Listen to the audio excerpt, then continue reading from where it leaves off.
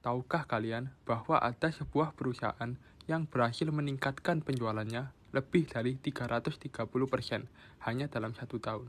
Tetapi beberapa tahun kemudian, justru mereka kehilangan kepercayaan investor. Kedengarannya aneh bukan? Namun itulah yang dialami oleh Instacart. Perusahaan yang pernah dianggap sebagai masa depan industri belanja online ini, kini harus menghadapi persaingan yang jauh lebih berat. Pertanyaannya, apa yang sebenarnya berubah? Apakah Instacart melakukan kesalahan? Atau justru lingkungan bisnisnya yang berubah terlalu cepat?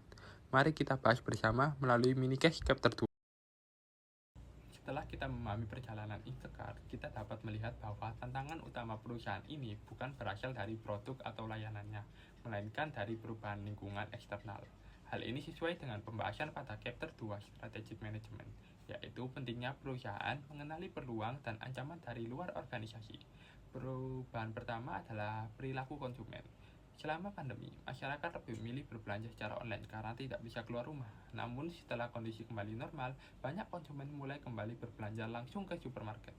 Akibatnya, pertumbuhan permintaan layanan Instacart tidak lagi secepat sebelumnya.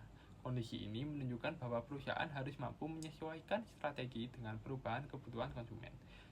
Terus perubahan kedua adalah meningkatnya persaingan. Keberhasilan Instacart menarik banyak kompetitor seperti DoorDash, Walmart, dan serta startup lain yang mulai menawarkan layanan serupa.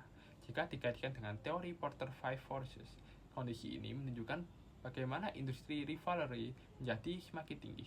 Semakin banyak pesaing, semakin besar tekanan untuk memberikan harga yang kompetitif, layanan yang lebih cepat, dan inovasi yang berkelanjutan. Selain itu, perkembangan teknologi juga menjadi faktor yang sangat penting.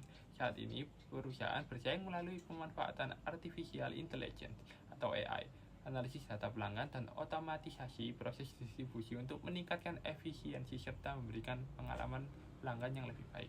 Artinya, teknologi telah menjadi sumber keunggulan kompetitif. Dari General Environment Analysis, terdapat 3 faktor utama yang mempengaruhi Instacart, yaitu faktor teknologi yang mendorong inovasi, faktor ekonomi seperti inflasi dan perubahan daya beli masyarakat, serta faktor sosial berupa perubahan gaya hidup yang semakin mengutamakan layanan digital yang cepat dan praktis.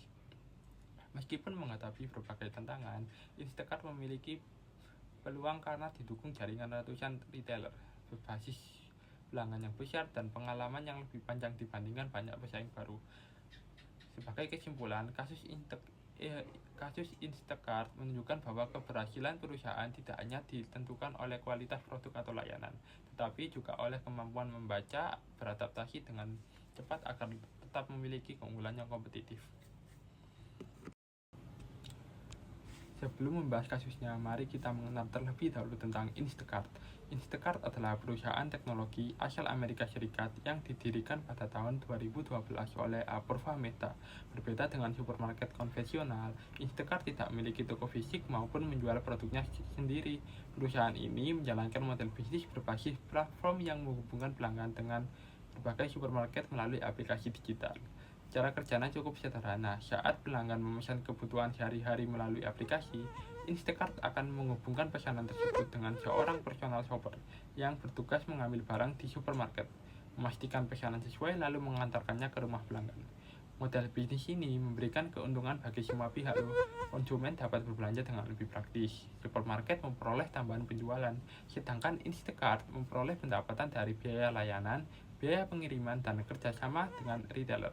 Berkat strategi tersebut, Instacart berkembang pesat dan berhasil bermitra dengan lebih dari 750 retailer di Amerika Serikat dan Kanada, sehingga menjadi salah satu pemain utama di industri belanja online. Titik balik terbesar Instacart terjadi saat pandemi COVID-19 pada tahun 2020. Meningkatnya kebutuhan belanja online membuat penjualan Instacart melonjak sekitar 330%, sementara pangsa pasarnya naik dari sekitar 20% menjadi hampir 40%. Perusahaan juga memperoleh pendanaan sebesar 600 juta dolar Amerika yang menunjukkan tingginya kepercayaan investor terhadap prospek bisnisnya. Namun setelah pandemi mereda, masyarakat mulai kembali berbelanja langsung ke supermarket. Di saat yang sama, pesaing baru seperti DoorDash, Walmart, GoPuff, Gorillas, dan Bike mulai menawarkan layanan yang serupa. Akibatnya, persaingan di industri ini menjadi jauh lebih ketat, dan kondisi inilah yang menjadi awal dari berbagai tantangan yang kemudian dihadapi oleh Instacart.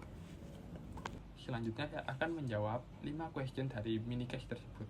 Yang pertama adalah, apakah bisnis pelayanan belanja online sebenarnya mudah untuk dimasuki? Sekilas jawabannya adalah iya, karena siapapun dapat membuat aplikasi. Namun membangun perusahaan seperti Instacart jauh lebih kompleks. Perusahaan harus memiliki sistem logistik yang efisien, menjalin kerjasama dengan ratusan retailer, memiliki jaringan kurir yang luas, serta membangun kepercayaan pelanggan. Hal ini menunjukkan adanya entry barrier dalam teori Porter Five Forces, sehingga tidak semua pendatang baru mampu menjadi pesaing utama. Kemudian pertanyaan kedua adalah, mengapa investor masih tertarik menanamkan modal di industri ini, meskipun persaingannya sangat tinggi? Karena investor melihat bahwa kebutuhan masyarakat terhadap layanan digital masih terus berkembang. Meskipun pandemi telah berakhir, konsumen tetap menginginkan layanan yang cepat, praktis, dan efisien. Artinya peluang pasar masih besar, tetapi perusahaan harus mampu beradaptasi dengan perubahan kebutuhan pelanggan. Pertanyaan ketiga adalah, apa yang menentukan masa depan industri ini? Jawabannya adalah teknologi. Pemanfaatan AI, big data, dan otomatisasi mampu membantu perusahaan memprediksi kebutuhan pelanggan, meningkatkan efisiensi operasional, serta mempercepat proses pengiriman. Perusahaan yang mampu memanfaatkan teknologi tersebut akan memiliki keunggulan kompetitif. Kemudian, pertanyaan keempat adalah, strategi apa yang sebaiknya dilakukan Instacart? Menurut saya adalah Instacart perlu memperkuat layanan yang sulit ditiru oleh pesaing, seperti memberikan rekomendasi produk yang lebih personal melalui AI, meningkatkan kecepatan pengiriman, memperluas kerjasama dengan retailer, serta mengembangkan layanan teknologi bagi supermarket. Dengan begitu, Instacart tidak hanya menjadi perusahaan pengirim, tetapi juga mitra digital bagi para retailer. Terakhir, apakah saya akan berinvestasi di Instacart? Jawabannya adalah ya, tetapi dengan pertimbangan yang sangat matang. Instacart memiliki pengalaman, jaringan retailer yang luas, dan merek yang kuat. Namun, tingginya persaingan membuat perusahaan harus tetap berinovasi dan beradaptasi agar tetap unggul. Dari pembahasan minicase ini dapat disimpulkan bahwa keberhasilan sebuah perusahaan tidak hanya ditentukan oleh kondisi internal, tetapi juga oleh kemampuannya memahami lingkungan eksternal. Instacart berhasil memanfaatkan peluang besar selama pandemi. Namun setelah kondisi berubah, perusahaan harus menghadapi tantangan baru berupa meningkatnya persaingan, perubahan perilaku konsumen, serta perkembangan teknologi yang sangat cepat. Melalui teori chapter 2, kita dapat melihat bahwa perusahaan harus mampu mengidentifikasi peluang dan ancaman, memahami tingkat persaingan industri, serta terus menciptakan inovasi agar tetap memiliki keunggulan kompetitif. Instacart menunjukkan bahwa menjadi pemimpin pasar bukanlah jaminan untuk terus bertahan. Dalam dunia bisnis, perusahaan yang mampu beradaptasi adalah perusahaan yang memiliki peluang terbesar untuk tetap sukses di masa depan. Terima kasih telah menyimak pembahasan mini chapter 2. Semoga analisis ini dapat memberikan pemahaman mengenai pentingnya lingkungan eksternal dalam proses penyusunan strategi bisnis. Terima kasih teman-teman.